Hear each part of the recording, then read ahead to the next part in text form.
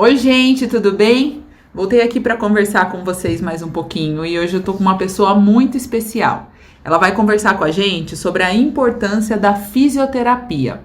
A Renata é uma amiga minha de infância que, graças a isso tudo, a essas conversas que a gente vem tendo, isso nos reaproximou. Vou falar para vocês um pouquinho quem que é a Renata.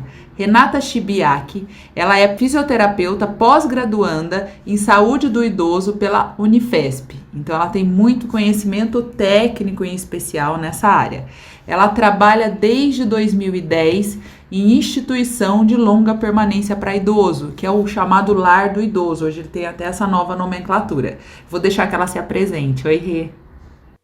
Oi, Grazi. Primeiro de tudo, gostaria de te agradecer e me chamar para falar sobre essa área da fisioterapia na doença de Alzheimer, minha área de atuação, que eu adoro, e te parabenizar pela sua iniciativa de informar as pessoas e contar a sua experiência com o seu pai, né, que teve doença de Alzheimer. Isso vai ajudar muito as pessoas com dicas e o que é o natural da doença, né? Você pode ajudar muitas pessoas com isso que você está fazendo. Parabéns. E obrigada pelo convite. Obrigado, Rê. Muito contente de você estar aqui, muito contente mesmo. Algumas perguntas, porque como a gente realmente não participou e nós não estivemos juntas nesse momento, eu quero até conversar com você para eu entender. E para as pessoas que me perguntam coisas, às vezes eu não sei dizer o porquê. Agora, poder conversar e entender com você que tem junto com você que tem tanto conhecimento, tanta experiência nessa área, vai nos ajudar bastante, porque o papai, durante todo o processo, a gente teve diferentes pessoas fazendo fisioterapia, mas eu não entendia muitas vezes, né? O tipo de fisioterapia, o porquê que eu sabia que era importante fazer, então ele fez. Mas agora é bom que eu vou entender a importância da fisioterapia. Vamos lá, eu quero começar, Rê, fazendo uma perguntinha para você. Qual que é o objetivo da fisioterapia na doença do Alzheimer? A doença do Alzheimer é uma doença neurodegenerativa e progressiva. Então, o paciente ele começa apresentando perda de memória, alterações de personalidades, e ele vai evoluindo, perdendo as funções motoras dele, até que o paciente pode esquecer como é deglutir, engolir uma comida. Então, ele vai se degradando ao longo do tempo. O objetivo da fisioterapia é que a gente retarde o processo da doença o máximo que a gente puder, porque é importante que o paciente mantenha-se funcional e com autonomia por mais tempo possível. Então, a gente tem isso como objetivo principal na fisioterapia, que ele mantenha a funcionalidade, que ele possa manter-se independente e que, ao longo da doença, a fisioterapia possa oferecer qualidade de vida para esse paciente, diante as disfunções que a doença apresenta. E é importante que a fisioterapia seja feita de forma constante, porque é um paciente que ele precisa sempre ser estimulado, e de forma indeterminada, porque ela é necessária em todas as fases da doença. Eu quero entender, você falou fases, é uma palavra que sempre a gente ouve falar de portador de Alzheimer, e eu quero entender, você falou aí que em todas as etapas é importante a gente ter a fisioterapia, em todas as fases da doença. Então, eu quero que, por favor, se você puder detalhar isso para mim. Sim, então a gente vai dividir a doença do Alzheimer em 3 fases, tá? Tem a fase inicial, a fase intermediária e a fase avançada. Na fase inicial, é quando o paciente ele tem as suas funções cognitivas, como perda de memória, alteração de atenção, concentração, ele tem distúrbio de comportamento, isso tudo já começa a apresentar alterações. Agora, as funções motoras ainda estão preservadas. Então, o paciente tem autonomia ainda.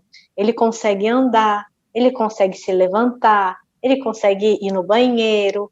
Então, a fisioterapia nessa fase ela é importante para que a gente consiga manter essas funções ao máximo possível. Através do quê? De exercícios que fortalecem a musculatura, exercícios de mobilidade, os exercícios ativos que a gente fala, a gente dá comando para o paciente realizar um movimento, ele entende ainda o que é solicitado.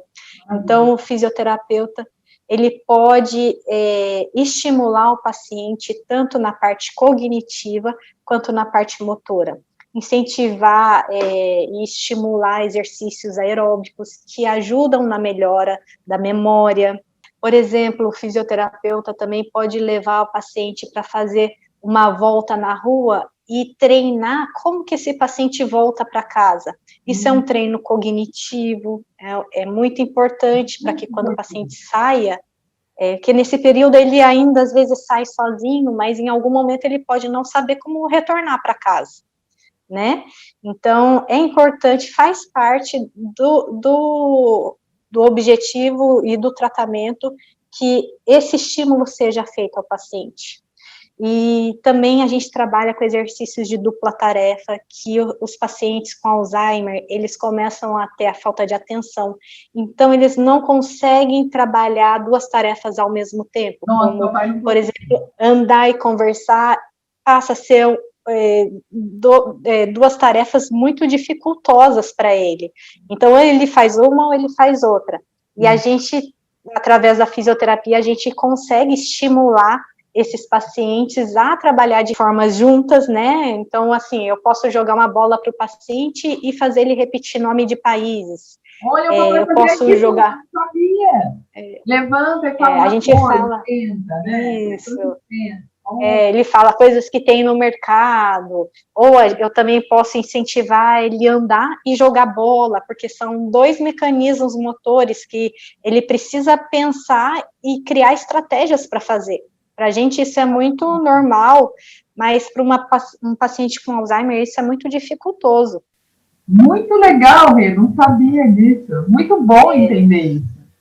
Nessa fase também, Grazi, é importante que a gente já trabalhe o equilíbrio do paciente, que com o evoluir da doença, ele vai tendo perda gradual da força muscular, vão acontecendo alterações na postura por conta disso, e os desequilíbrios ao caminhar, eles ficam muito aparentes e oferecem muitos riscos aos pacientes.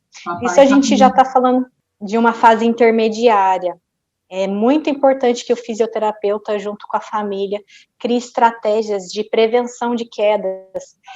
O fisioterapeuta pode dar dicas de iluminação, de quina de móveis, de retirar tapetes na casa e diminuir coisas no chão para que o paciente não tropece. Né? Sapato, né? Me lembro disso. Sapato. Para não deixar, é uma coisa boba, mas que a gente às vezes deixa, né, pela casa, né? Para não deixar sapato, deixar o caminhar dele mais livre, né? Ele ir e vir, né?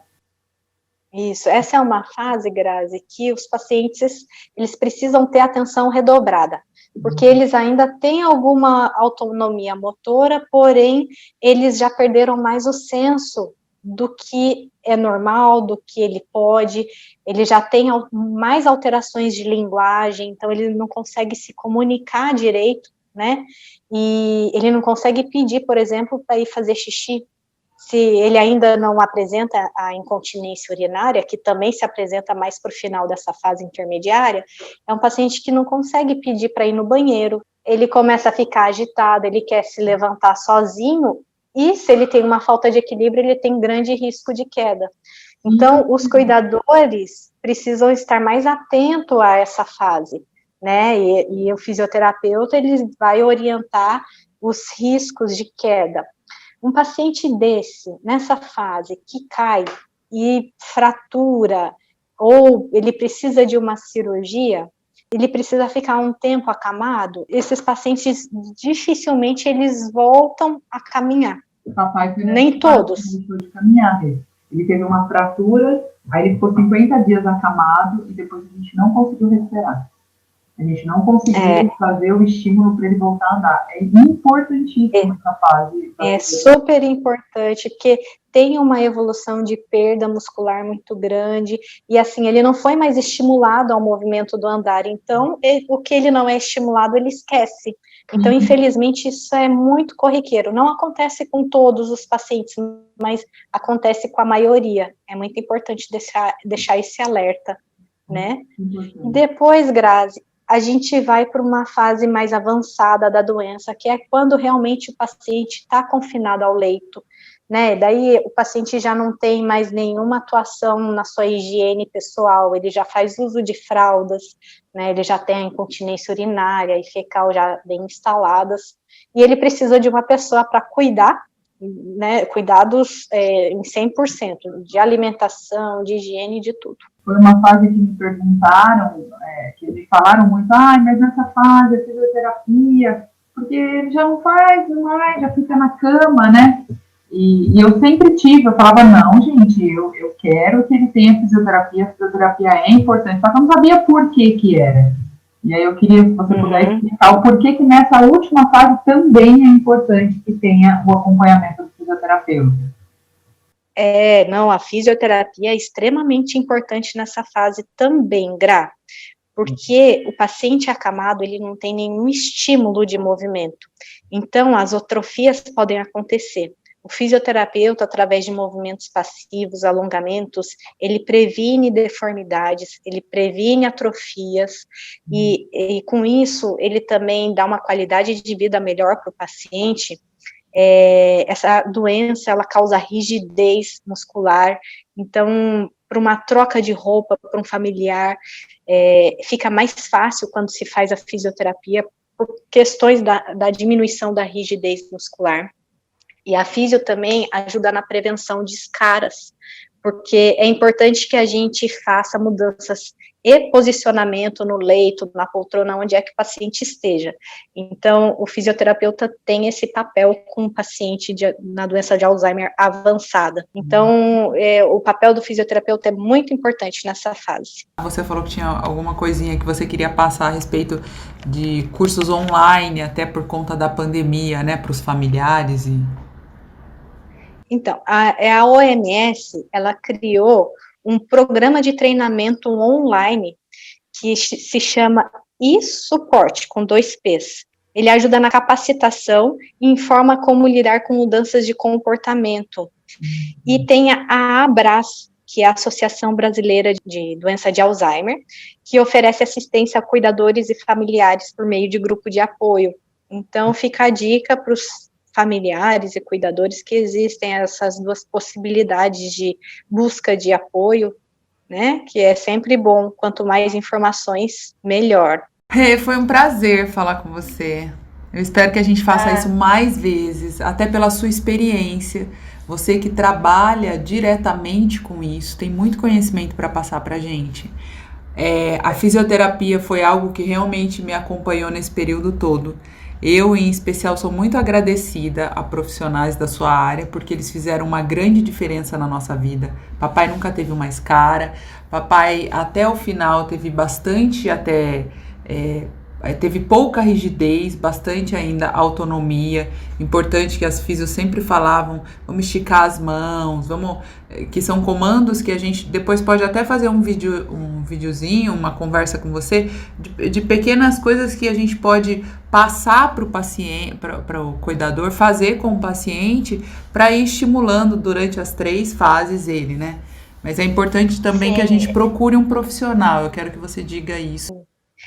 Grazi, apesar da doença ter um curso natural, é importante que uma avaliação seja individualizada, né, porque cada paciente tem suas peculiaridades, então, o que precisa ser treinado não precisa ser treinado no outro, então, a fisioterapia, ela vai lidando com o que o paciente precisa, né, e junto com a família, o fisioterapeuta vai orientando, e a família e o fisioterapeuta vão caminhando juntos com o paciente para a melhor qualidade de vida dele.